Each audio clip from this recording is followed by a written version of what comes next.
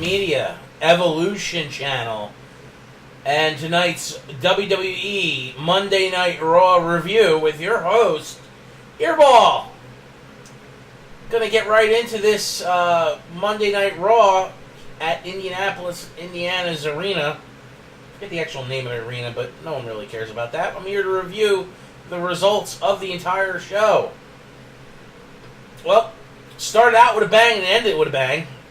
The beginning of this Raw starts out with The Miz in the ring with Curtis Axel, and they're doing a Miz TV, what appears to be a Miz TV segment.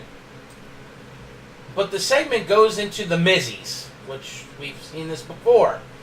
Corny Miz doing his corny shtick as a heel, because he can only be a heel. We won't see a Miz face, maybe, until he's at the very end of his career. Which is fine. The Miz is the Miz. He's perfectly fine. Earlier in the year he was on SmackDown, and he was one of the best parts of SmackDown. And he's been kind of, had a lot of shortcomings on Raw, like they just don't know where to put him. Which I would have just kept up with what he was doing in SmackDown, just put it on a different show, on Monday instead of Tuesday. But, whatever. It is what it is, and I'm fine with it. The Miz is perfect where he's at. That's not the problem here. The problem is the forcing of what we now know is the reunion of the Shield. You got Curtis Axel in the ring with The Miz going over the Mizzies. He gives one to Curtis Axel, and, they talk about their buddy Bo Dallas, who's not there, and I guess he's injured. Okay. Not that they're doing much with them anyway. They've kind of thrown those guys with The Miz, which I guess is an upgrade from them hanging out in catering, considering the last 2 years they've done nothing with Bo Dallas and Curtis Axel. They haven't done anything with Curtis Axel in years, and it's a damn shame. He's a legacy, just like Bo Dallas is a legacy, and Curtis Axel is a legacy of legitimately one of the premier Intercontinental Championships of all time. Kurt Hennig, Mr. Perfect, was perfect. His in-ring skills were second to none, and his mic skills were pretty damn good too. And what was funny is, as good as his mic skills were, they even had him with Bobby the Brain Heenan as his manager. Because, as Bobby always said, I manage champions. And that's what Mr. Perfect is. Well, if this kid, who's not a kid no more, he's in his 30s, he's a young man just like myself, Curtis Axel, why didn't they just have him be the son of Mr. Perfect?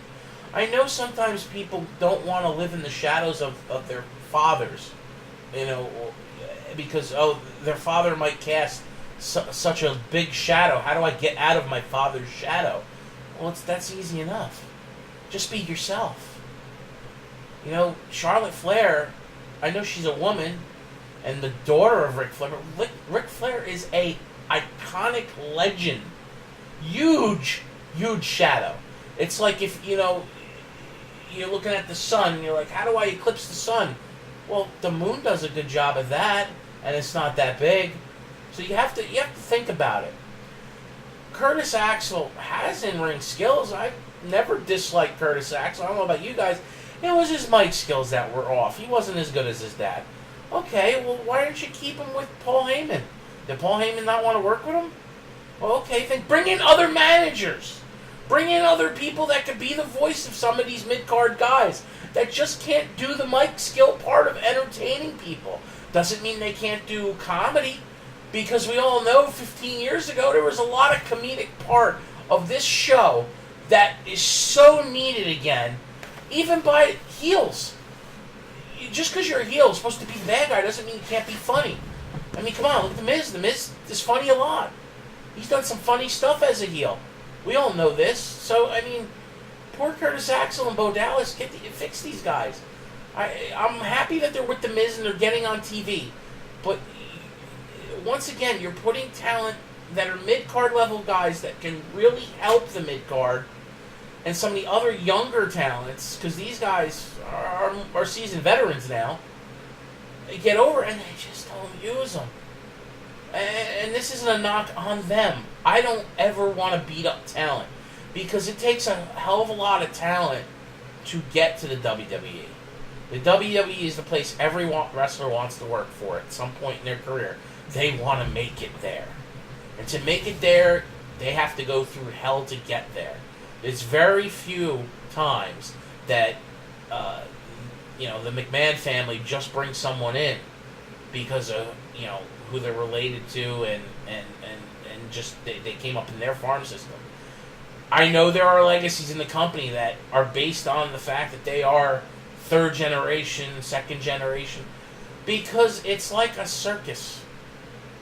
How many times did the circus, you think, go through sons and daughters taken after mom and dad doing the acrobatics on the wire, or doing stunts with the cats and the elephants? It's a traveling family. It's a congregation of people that all understand the same craft, and I for one understand completely why there are legacies in WWE and in wrestling in general. Why people, their kids follow suit and what their parents do, even though it's a dangerous sport. As fake as we all bitch at wrestling is, because it's a choreographed, outcome. The outcome is predetermined by Vince and the creative team in the back. Doesn't mean it's not a dangerous sport. It takes a lot of athleticism to do what they do. So respect their craft and respect the talent that's in the ring. What you don't have to respect is the shitty storylines, because that's not the talent's job to do. They're there to, wrestle and act and do whatever it takes to send the message. So do you shoot the messenger? Because that's the case. They're the messenger. The people in the back write the scripts. Vince is the creative genius, along with his, son-in-law, his son, and several other of his cohorts that have worked for the company for decades.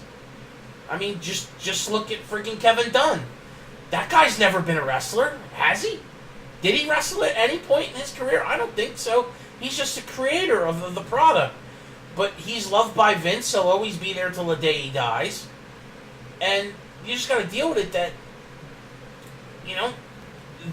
those guys are the puppet masters pulling the strings. Now, can talent help themselves get over better? Sure. I totally think they can, because we've seen it by certain talents in the past. But I think there's other ways to help promote your talent and give them all the possible tools to succeed. And having managers would be a tool that helps everyone. You get mouthpieces that can talk, backing up the talent that can perform in the ring. It will fix so many issues that are on Raw right now and SmackDown. And not to go on much of a tangent, but I just sometimes I feel as if some of this stuff has to be said because other podcasts don't talk about it, and it is vital to explain to the client, to the people that are watching all the podcasts and are passionate about being fans of the business, understand the business more. And this isn't coming from somebody that's worked in the business. I've never worked in the business, but I have followed it for, I'm in my 4th decade as a fan. I've been watching this for like 30 years, 30 plus years. Since 1985, I think I started watching. So that would be 32 years, because I'm 39 going on 40. I feel as if I've seen enough through the decades to understand creative directions, where they want to go with stuff, and some stuff punches you right in the face because you see it coming from a mile away, and sometimes it doesn't. They catch you off guard, and that's good. This thing with the Shield and going against the Miz Taraj, and bringing in, Cesaro and Sheamus was definitely going to happen. We all saw it coming from a mile away. But adding Strowman to the mix just means they have nothing else for Strowman to do on a singles competitor level for TLC. The Big Show's hurt.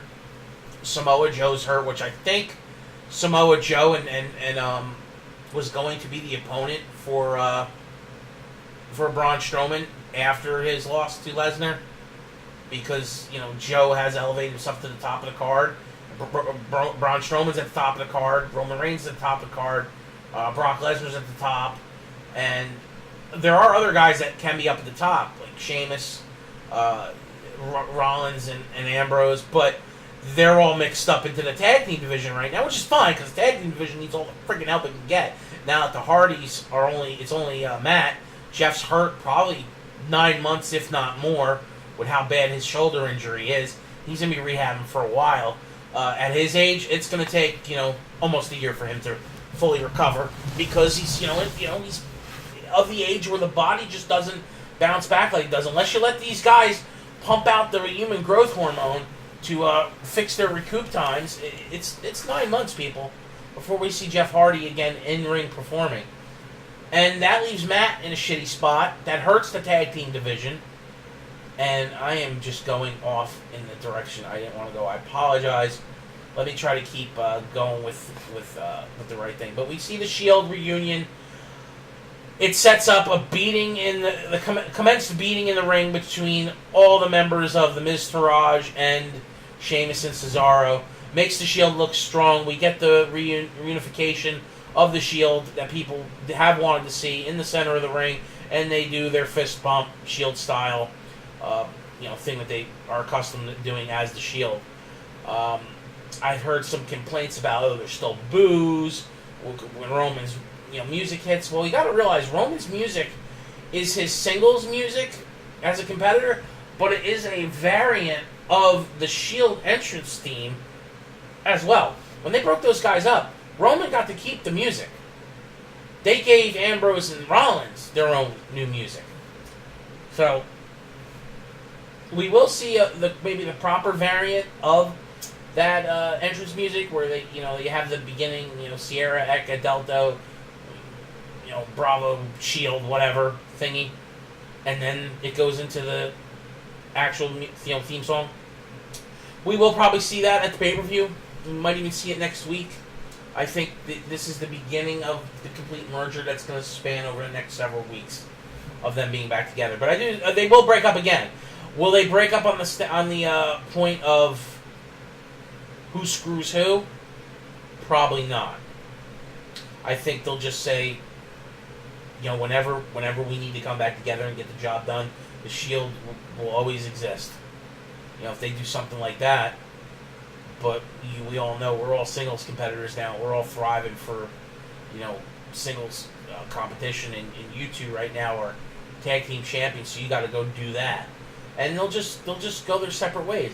I mean, another thing too. DX, NWO, factions were a big thing 15, 20 years ago. And you could be in those factions and have multiple champions in those factions. World title, mid-card title, which, in WCW it was the U.S. title. In WWE it's the Intercontinental title. Well, now they have both titles, but I'm talking about Raw. And, tag team titles. NWO was littered with talented wrestlers that all were title holders periodically over the existence of the NWO as a faction. And New Japan has that with the club. Different club members having different titles periodically over time. And DX was the same way, where, DX had, even the Nation of Domination, had multiple, title holders. Tag champions, Intercontinental champions, world champions. So you could technically keep the Shield as a unit, but have them do their own individual things as well. When the time when it so suits. So anyway, they eventually announced that the Shield are back together. They beat the crap out of all those guys, and we move on to a match being announced shortly thereafter for TLC. That it's going to be The Miz, Sheamus, and Cesaro against the Shield. So pretty typical. We knew that it was heading that way, and I wouldn't expect any other thing. So the very next match after that was Carl Anderson and Jason Jordan. That big storyline with him and Kurt Angle is already dead. It's already, total garbage. I mean, there's been no big payoff from it. All they've been doing is, I think they've gone in the direction of, alright, we got this great angle for you, Jason Jordan. We're going to give you this. You're going to be Kurt Angle's, son that he didn't know about. And then that's it. Okay, he's the illegitimate son of Kurt Angle. And he's just kind of paving his way through the roster right now and jobbing out here and there and beating other opponents. I mean, he beats Carl Anderson here. It does nothing for Jason Jordan to help get him over. And it delegitimizes Carl Anderson, who is a tag team specialist. You're putting him in a singles match and making him take a pin while his tag team partner is outside the ring, which could have easily, if they could easily, instead of having Carl Anderson take the pin, they could have just got disqualified. You want the kid to win, you want Jason Jordan to beat Carl. Okay, well, do the screw job finish and have your partner interfere and boom, the ref calls as a DQ. But they didn't do that here, so I feel sorry for Gallows and Anderson, but we do know that Carl Anderson is all about the money because he's had interviews where he's definitely, his wallet is a lot happier. He said so. They obviously came here for the money, guys, and they're world renowned tag team specialists. Is one thing, and people love them for everything those guys did over in New Japan. But those days are gone, and it's all about the money. So they don't mind getting jobbed out and crap like that, and I personally don't care. And if the WWE wants to fill time in with these guys, at least they're on TV, right? They're not hanging out and catering. Next match was Elias and Apollo Crews, and who wants to walk with Elias? I do. I'm an Elias fan. I know he's a scumbag heel right now, but I am happy they rushed him to the main roster. His gimmick's cool. He's cool. He's definitely improving already. He's starting to get more comfortable, and I'm noticing it, and it is positively awesome because he is going to help out the as what I would think a future Intercontinental Champion. He's going to help out the mid-card immensely, and eventually, probably even one day, go for a world title if he continues on the path that I can see him going down. And please, WWE, hear my podcast. Put Elias, dress him up as the Macho Man for Halloween. Please do that. It would be awesome. It would be freaking awesome. You always got fans out in the first row in different cities dressing up as Hogan and the Macho Man and other stars of yesteryear. Well, you got someone that literally has the bone structure and facial expressions of Randy Savage. So I know they don't have the same voice, but you just have to talk. Just dress him up like it. I mean, you did it with Damian Sandow. Do it with Elias. It will look great. Just once. Doesn't have to be all the time. Just, for make it a Halloween themed show. If Halloween falls on like Monday or right before Raw that week, just have the wrestlers come out in some cosplay for the fact of it's Halloween week. I think it would be good. I don't think it would be horrible at all. I mean, hell, you just bring out Santa every damn year. But quick little match between those two guys, Apollo Crews and Elias gets the win. Because Apollo Crews is booked in mid-card hell, and he's with Mr. Anti-charisma himself, Titus O'Neil. Titus's charisma is the opposite of good. It's completely bad. The guy, he's a specimen, don't get me wrong. He's a big, hulking dude, but he's got too deep of a voice, and it seems like, man, I shouldn't complain because I stammer, but Titus O'Neil stammers on the microphone like his gums and tongue are at war with his lips. And, I don't know another way to explain it. Because that's what it sounds like when he's talking. It's just bad. And it's okay. He could be bad on the mic. Not everybody's perfect. Believe me. Wrestling has had people on the mic that shouldn't have talked, should have shut the hell up, and people that didn't shut the hell up. So, I mean, not everybody's The Rock, Anyway, keep elevating Elias, because that's a great thing. Good job, WWE. Don't screw up his booking, please. And Apollo Crews needs to go back to NXT. Not because he sucks in the ring, it's just because Raw is just continuing to bury him.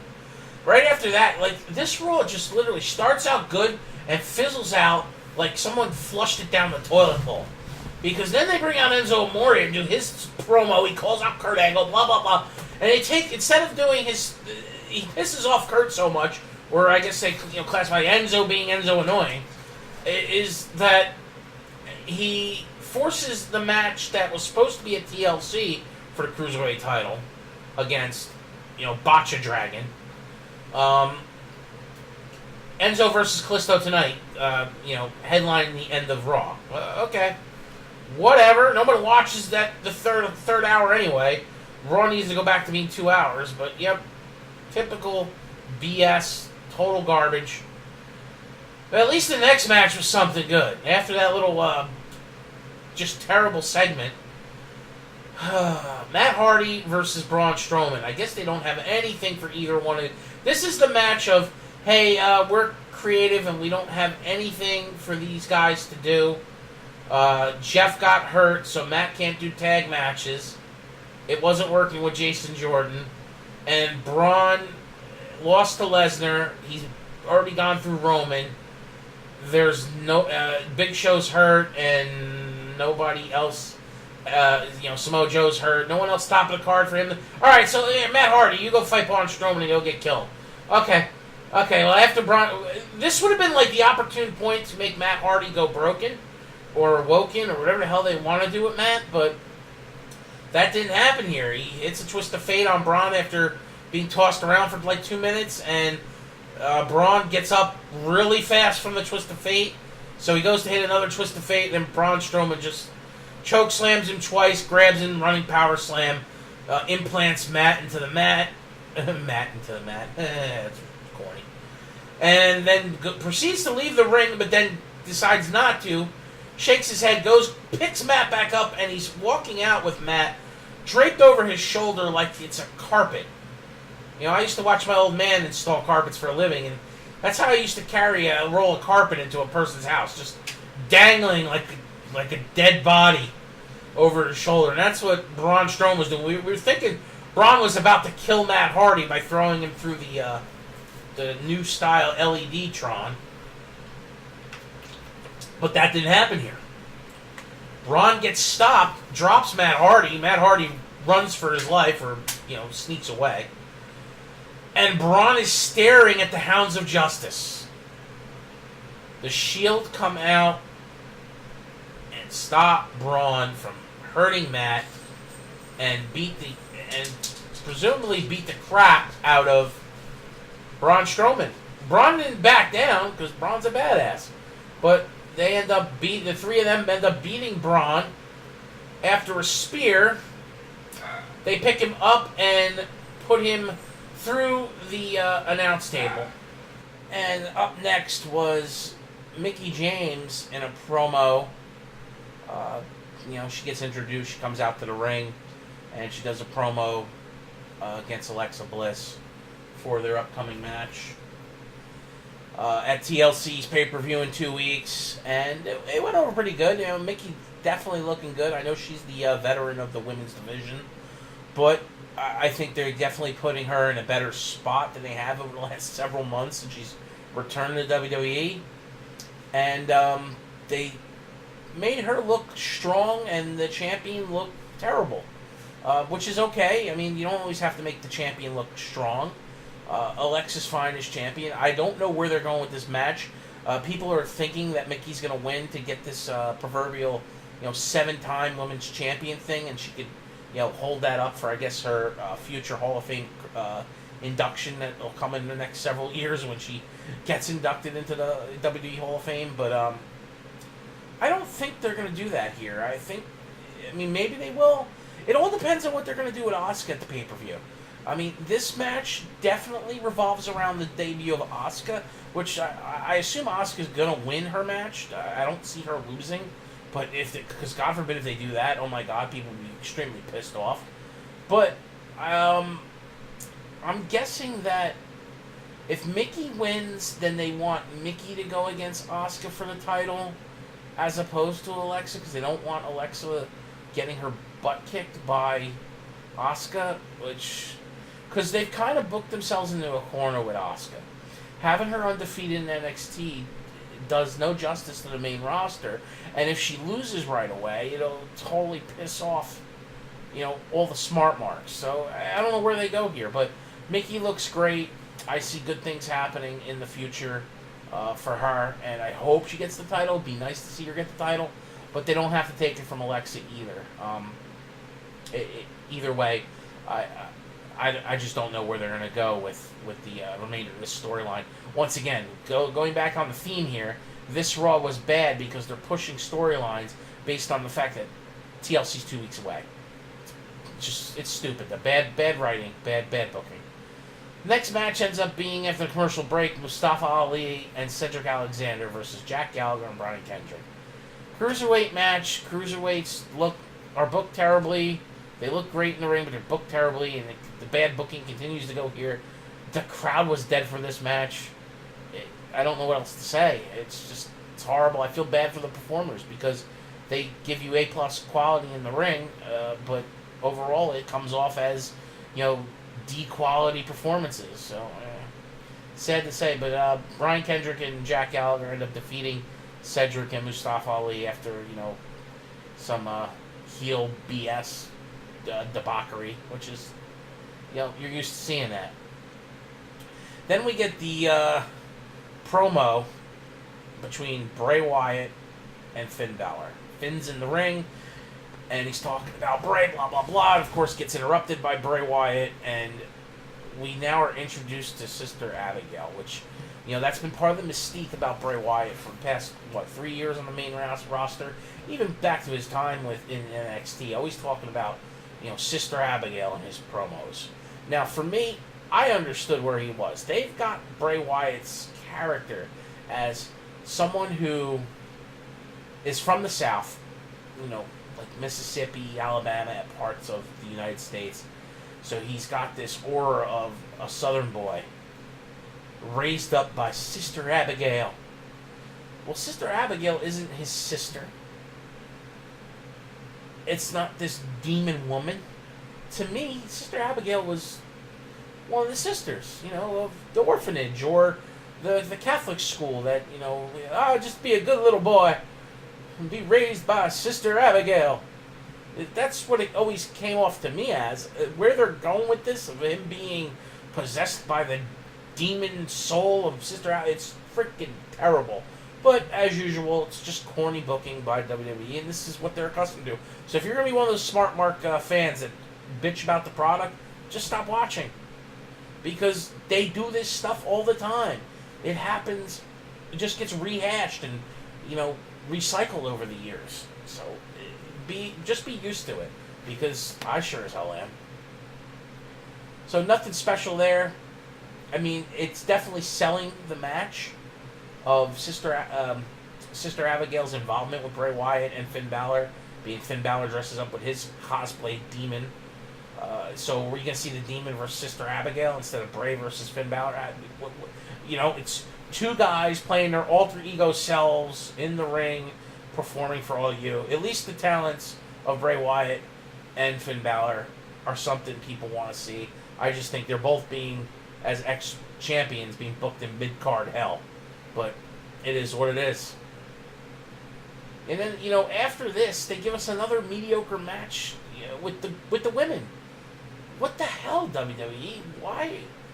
Why can't you book more than one woman on the roster for each show? Like, SmackDown and Raw are in the same predicaments. Only the women's champion for that proverbial, talent pool of women gets to be showcased as the best storyline.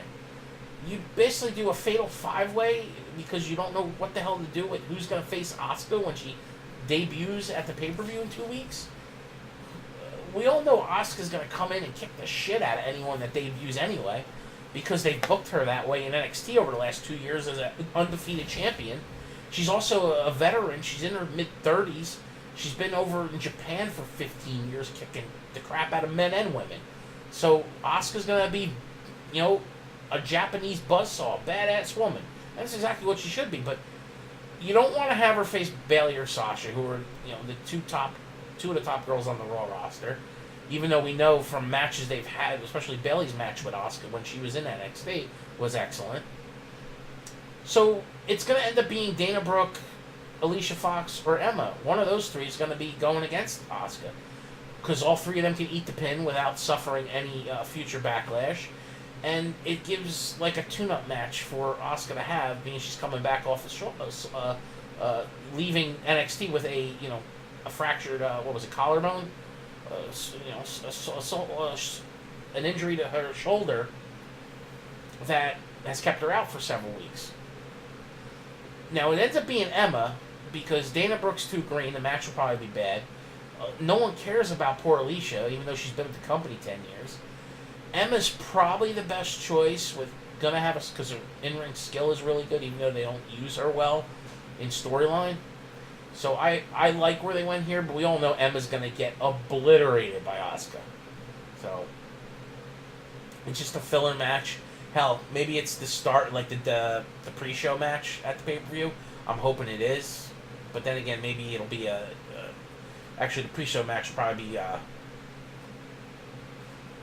probably end up being a cruiserweight match or Titus catering match.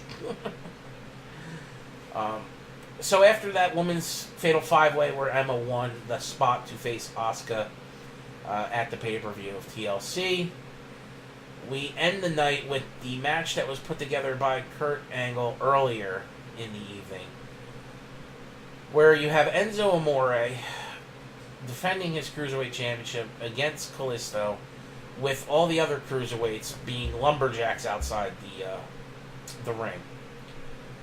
This match just spews shitty booking because they've booked themselves into a corner with Enzo. They needed a pop in the cruiserweight division. That's why they put Enzo in that predicament and him ultimately winning the title, because they wanted to generate more ratings and more of an eye grab for that brand. But then they do this thing where Kurt Angle signed this no contact clause with all the other cruiserweights, and Kalisto then gets signed after that, so that excludes him. Then why is this a lumberjack match? The cruiserweights aren't able to touch Kalisto or Enzo, but now they can because it's a lumberjack match. And ultimately you have to have Enzo had it won, but there was interference by the lumberjacks to help Kalisto win with a Selena Del Sol out of the corner off the second turnbuckle, which was done really well. It looked devastating, and Enzo playing like a dead fish after the fact looked really good. But the two reasons I think they made Kalisto champion here was not so much to punish Enzo. They don't hate Enzo. Enzo makes the company money. Get a grip, people. He's playing the role of a heel because they want him to play a role of an annoying pain in the ass on the microphone, because that's what he is. It's part of his shtick. But it was Eddie Guerrero's 50th, would have been Eddie Guerrero's 50th birthday, and we all know Kalisto, that's one of his heroes. And they also had that no contact clause where all the other cruiserweights beat the crap out of Enzo, so they forfeited the ability to fight Enzo for the cruiserweight title in the future because of that piece of paper that he had. So the only person that could beat Enzo is Kalisto. And by Kalisto winning the title, it now frees up the entire division again to challenge for the belt. Now, they could end up putting the belt right back on Enzo on Tuesday night on 205 Live. We'll see. So, anyway, this ends up being a shorter than I thought review, because Raw in general wasn't that good. I know there was a title that changed hands with the cruiserweights, but the cruiserweight division is still just bad storytelling with the writers until the creative team can come up with better ideas on how to fix that brand. This is just what they are. And other than the Shield reunion, what was this Monday Night Raw? It was kind of bad. So I'll give it like a C+. if I was going to give it a grade if I was the teacher. I guess next week is looking up, because if you get worse than a C+, then you're into the Ds, and a D show is just... Hell, we don't even want to see a B show. If they want good ratings, they need A shows, and we haven't been getting them anyway for a while, so it is what it is, everybody. This is your pal, Earball. Make sure you like, subscribe, hit me up with a follow on Twitter, and spread the word on my behalf that I am here to give you your results, give you some insight on the WWE and wrestling in general, because I will be talking about other wrestling stuff that doesn't pertain to WWE in the future. I'll be giving you information on Tony Storm and other pro wrestlers from around the world that one day we will probably see in the WWE that are doing great things overseas. So until the next time, this is your pal Earball, signing off.